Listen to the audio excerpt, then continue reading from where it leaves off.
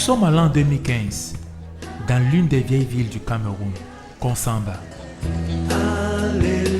Des habitants de cette petite localité et des contrées voisines se bousculent aux portes d'une salle de fête, acquise pour la circonstance.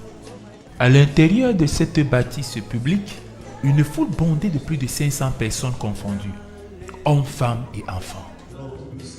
En effet, il se déroule une campagne de santé gratuite qui devra durer 4 jours d'affilée.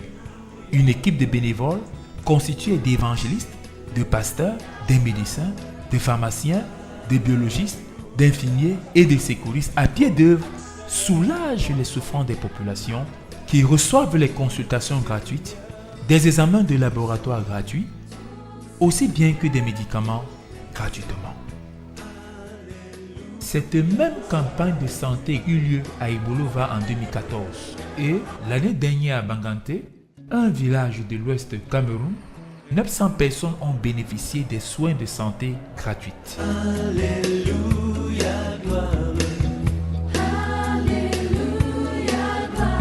Dans la file d'attente, les évangélistes et les pasteurs, toutes dénominations confondues, annoncent la bonne nouvelle du salut en Jésus-Christ.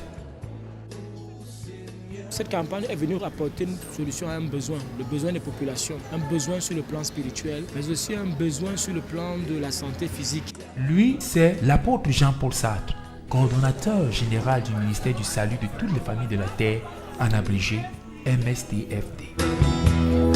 C'est ce ministère qui organise chaque année, dans une quelconque ville ou village désigné par Dieu, une grande campagne d'évangélisation couplée d'une campagne de santé gratuite.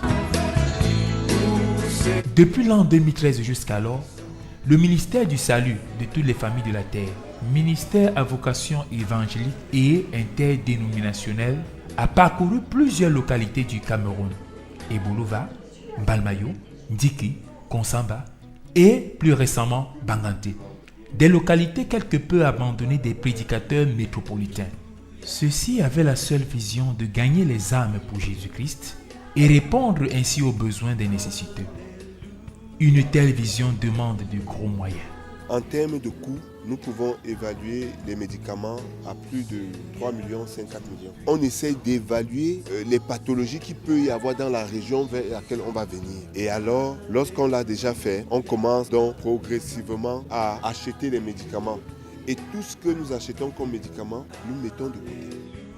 Tandis que la campagne de santé se déroule à l'intérieur, en salle, des équipes d'évangélistes vont les unes dans les maisons, de porte en porte, et les autres dans les marchés avec des mégaphones, prêchant l'évangile et distribuant des traités dans toute la ville. À travers des tracts qui sont distribués par les évangélistes, les populations sont invitées à prendre part aux croisades de puissance, organisées en collaboration avec les églises locales. Elles ont lieu tous les soirs à partir de 17h, durant les jours de la campagne de santé.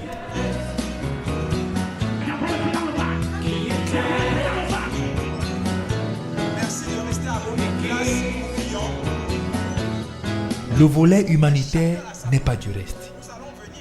Dans chaque ville ou village où le Seigneur le conduit, le ministère du Salut de toutes les familles de la Terre assiste les détenus dans les prisons, leur apportant nourriture, vêtements, soins de santé gratuits, avec la parole de Dieu.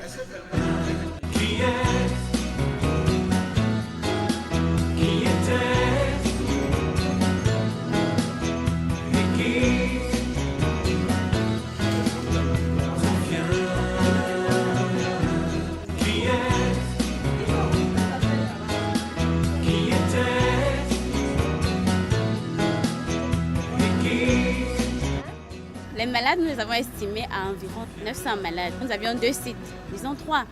Banekane, où nous avons passé 2 jours. Bangante, où nous avons passé les 4 jours. Et la prison, un seul jour.